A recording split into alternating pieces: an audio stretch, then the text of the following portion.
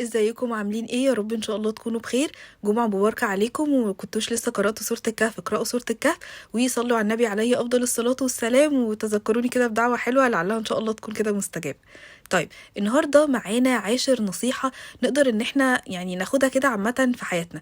والحقيقة بصراحة النصيحة بتاعت النهارده دي يعني كل حد هيسمعها، وانا نفسي شخصيا انا باخدها كده حاجة في حياتي. يعني لازم كل واحد ياخد النصيحة دي عامة ان هو يستغلها في كل حياته.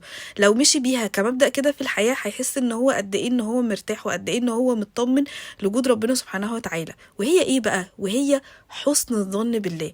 فكرة ان انت تبقى دايما يعني عندك احساس ان ربنا سبحانه وتعالى، ويقين، هو مش احساس بس، ان ربنا بيعمل لك الخير. ان اي حاجه انت بتقع فيها او بتقف فيها في حياتك او بتدخل فيها في حياتك، ربنا بيديك منها درس عشانك انت، عشان ربنا بيحبك، عشان ربنا رايد لك الخير في حته معينه، عشان ربنا رايد ان هو يعلمك من ناس معينه بتقابلهم في حياتك، من ناس معينه بتخرج من حياتك، من اماكن معينه انت ممكن تكون بتعدي فيها، من اي حاجه ممكن تكون بتشوفها، من بوست ممكن قراته على فيسبوك، ولا مثلا فيديو شفته، ايا كان الحاجه اللي انت عديت بيها. ربنا سبحانه وتعالى يعني دايما بيبقى رايد لك الخير، دايما عايزك ان انت تبقى احسن نسخة من نفسك.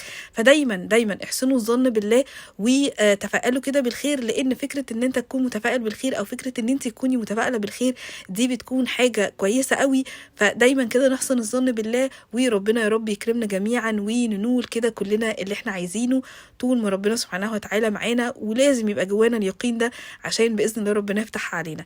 بس كده، وبحبكم قوي، واستنوني ان شاء الله في الفيديوهات اللي جايه. باي باي.